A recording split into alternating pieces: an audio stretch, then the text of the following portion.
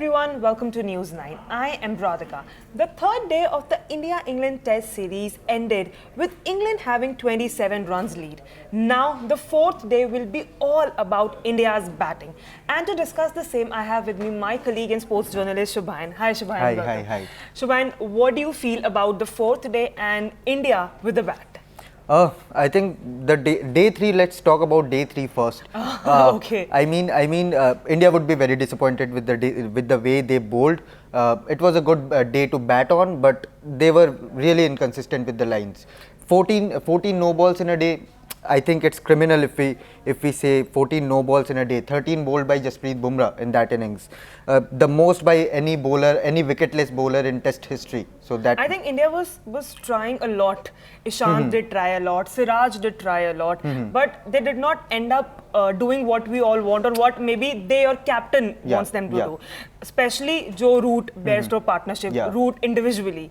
What do you think about that? Oh, Joe Root, I mean, now he's the second leading run scorer for England in Test cricket, and that's a great achievement for someone who plays majority of his cricket in challenging conditions, challenging batting conditions. And Joe Root, the way he has carried England in recent times in their mediocre batting unit, I think he has led from the front and has always shown his class. In Sri Lanka, he was tremendous. In India, when England toured earlier in this year, he was tremendous, and now he has continued his form. When we were starting with the series, there were questions about England's batting. Or everyone was saying that they're not as strong as their bowling unit. But when we saw them batting, Root especially, 180 not out, already.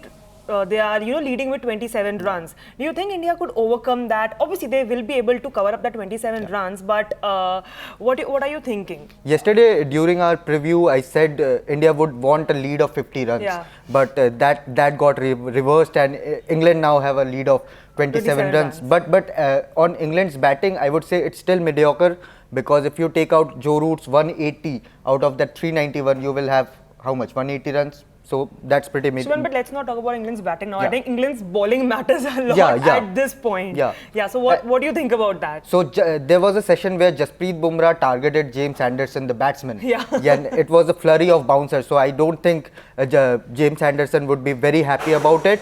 So I think he would be really fired up to get the Indian batsman out cheaply.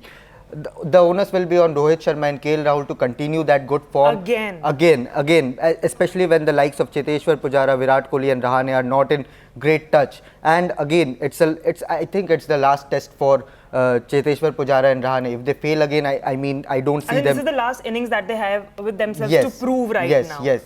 So if they fail again, I am at least expecting either of Cheteshwar or Rahane to be dropped from the next test. Lord's win is very important for India as the team.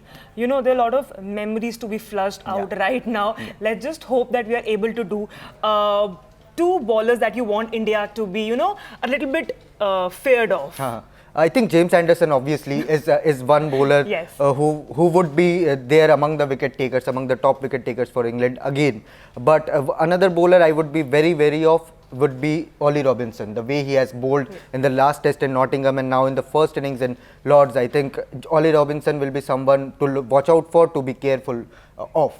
So thank you so much, Shubh, for your insights. That's all in today's. For more updates, keep watching News 9.